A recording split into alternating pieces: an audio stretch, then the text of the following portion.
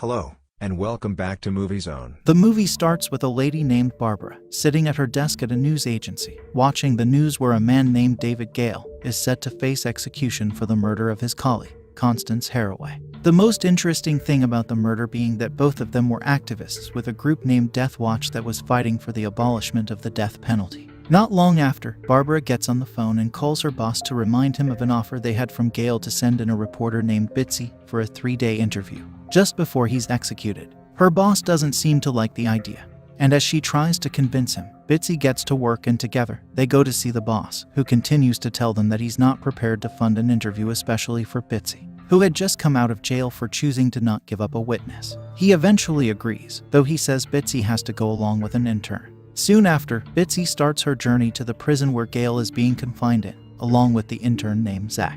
While on their way, Zach has a lot of good things to say about Gale and even thinks he's not responsible for the murder, but Bitsy doesn't share the same opinion as she thinks Gale did it. After a while of driving, the car becomes faulty and they have to stop in a rest area, where they see a mysterious-looking cowboy inside a vehicle that soon drives away. Bitsy and Zach are eventually able to make it to the prison, and after they're checked in they meet with the warden, who takes them to the visitation area where Gale and his lawyer Bellew are waiting for them. Bellew says that only Bitsy will be allowed to interview Gale, and also talks about the money he's supposed to receive for getting them the interview, and after that, he leads Zach out of the room. Gale welcomes Bitsy, after which she asks why he finally wanted to do an interview after several years, and why he even wanted to talk to her. Gale says he felt it was time to tell his story, and that he chose her because of Bitsy's reputation for keeping her sources hidden, as well as the fact that she had been jailed before. Gale proceeds to start his story from when he started as a professor. He's in a class interacting with the students on a topic about fantasies,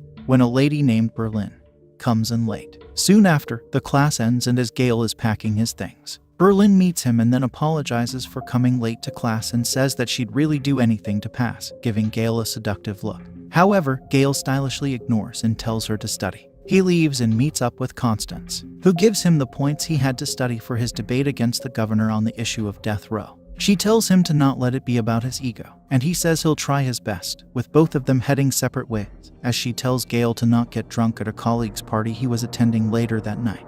At night, Gale tucks his son, Jamie, to bed before then leaving for the party, and it turns out that Berlin is also at the party. It doesn't take long before Gale starts making jokes and also starts getting drunk.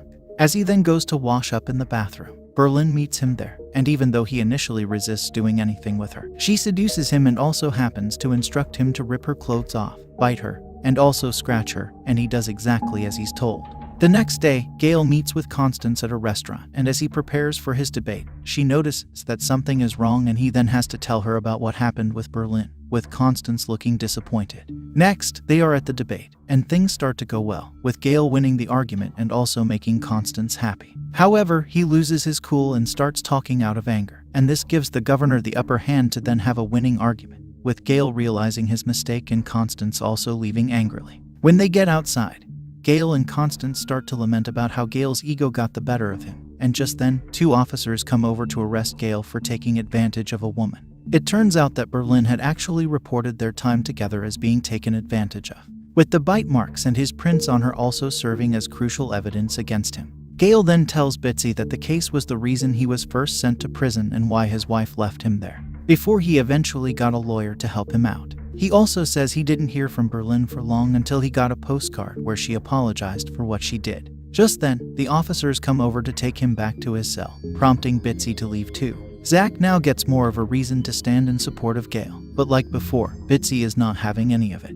As they leave though, they're unaware that the strange cowboy from earlier is still watching them. The next day, Bitsy and Zach take out time to visit the crime scene where Gale had allegedly killed Constance. And as they enter, the tour guide takes them through how it reportedly happened, saying that Gale had bagged and taped her mouth as well as cuffed her too, and that he had made her swallow the key to the cuffs, with a tripod also present in the room, seemingly showing that it was recorded. When they leave, Bitsy and Zach talk about how brutal the death must have been for Constance to have swallowed the key. Just then, they notice the cowboy again, though they rule it out as a coincidence. Bitsy returns to the prison for day 2 of the interview, and Gale starts off by talking about the swallowed key, saying it was a tradition of a particular culture, and he had written about it in one of his books, though the public are not aware, and he thinks someone is framing him by using the same pattern. and by putting a tripod at the scene so that he'd always be haunted by the feeling that the key to saving him, which was a possible video recording, was out there and he'd not be able to find it. He then proceeds to continue his story, and things take a wrong turn as his wife, Sharon, takes Jamie away from him, and he's also placed on forced sabbatical. His house is also placed for sale, and Sharon requests for a divorce too. Gale now lives in a small home, and each time he tries to connect with Sharon so he can talk to Jamie, she doesn't answer the phone. He, however, soon gets a job, but it's one that makes Constance laugh when she sees him. They then later talk about a new case Constance was following about a girl who killed a cop, with a cowboy named Dusty working in Constance's garden as he watches her and Gale talk. After a couple of days, Gale goes over to check on the progress of the case at Death Watch's headquarters, and while he's there, Constance is having a conversation with a man who asks her to ban Gale from Death Watch. This pisses him off, and he ends up leaving angrily, only to get drunk and also try to call Sharon and Jamie, all to no avail. The next day, Constance looks really weak as she goes out to grab her mail, and as she returns, she sees Gale sitting just by the entrance. He then greets her, after which he goes in. However, she doesn't come in with him, and he would then see that she had fallen to the ground. She is immediately rushed to the hospital, where Gale would be told that her leukemia was worsening, and he's surprised as he didn't even know anything was wrong with her. As he's narrating to Bitsy, he blames himself for not knowing about it and then says he realized that she just wanted to help people avoid death as she was dying. Bitsy starts to look touched by his story just as he gets taken back to his cell by the cops. She then meets up with Zach on the outside, after which they head away. When they arrive at the motel, Bitsy discovers that someone has broken into her room and the person had left a tape. Together, Bitsy and Zach watch it, and it turns out to be a recording of Constance struggling for breath as she dies. Bitsy and Zach look terrified, and the next day, they suggest that someone could actually be behind the murder. On their way to meet Bellew to talk about what had happened and to also give him the payment he asked for, they see the cowboy following them, but just as they're about to get the license plate of the vehicle he's driving, he heads off the road. Bitsy then meets with Bellew, who plays down the effect that the tape would have, though he says he'd send it to a judge to see if anything could happen. She also hands over the money to him. As she leaves, she remembers that she left something in Bellew's office, but when she turns to go back, she sees Dusty. She instead goes to tell Zach in the car to tail Dusty's vehicle while she heads to the prison in a taxi. The chase eventually turns out futile, with Zach unable to get to Dusty. Bitsy soon arrives to complete the final day of the interview. She tells Gale about the tape, and he says he doesn't know why someone was trying so hard to frame him. He then says that the cowboy following them is Dusty. He used to be the director of Death Watch before he was replaced for being in favor of riots. He also says that Dusty and Constance were close, but he didn't think they were together. When Bitsy then insinuates that Gale and Constance were lovers because his DNA was found inside her, and that it could be the possible reason why Dusty might be a suspect, all for retaliation.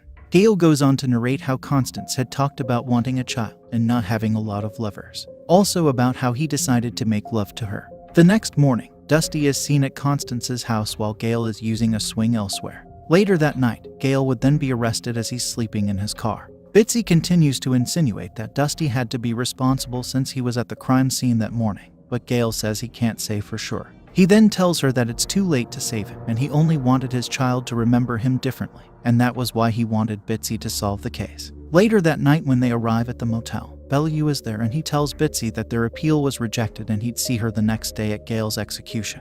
In the room, Bitsy continues to watch the footage over and over again before she eventually falls asleep. In the morning after brushing her teeth, Bitsy comes up with an idea and she immediately gets Zach so they can head over to the crime scene. When they get there, Bitsy asks the lady in charge to replicate what had happened to Constance, and from the video, they notice that Constance actually moves her leg before then struggling for breath. To confirm her suspicion, she replaces the lady and bags her head to then lie down in the same way as Constance, and when she starts to struggle for breath, Zach tears off the bag, after which Bitsy says Constance took her own life. Bitsy then explains her theory to Zach, saying Constance took her own life to get absolute proof that innocent people were put on death row, and that was why she recorded it. And just then, they agree that Dusty must have helped her and he would also be in possession of the complete recording. They also agree that Dusty must have kept it for so long because he was a fanatic, and he wanted Gale to die because if saved, the governor would claim that the system still works. Elsewhere, Gale is transferred to a different cell, where he prepares for his death. Zach and Bitsy on the other hand locate Dusty's house, and they then come up with a plan for him to leave while Bitsy goes in search for the complete tape. The plan is successful, and after searching furiously around the house, Bitsy finally sees the tape that confirms her suspicions, as well as also showing Dusty helping her in the video. But time is not on her side, as Gale is just a few minutes away from his death, and he had even been served his last meal. Bitsy and Zach then leave the house, and soon after, Zach gets off at a place where Bitsy asks him to make calls to stop the execution, while she goes to the prison with the evidence. On her way, the car develops a fault again, and she has to get out and run to the prison.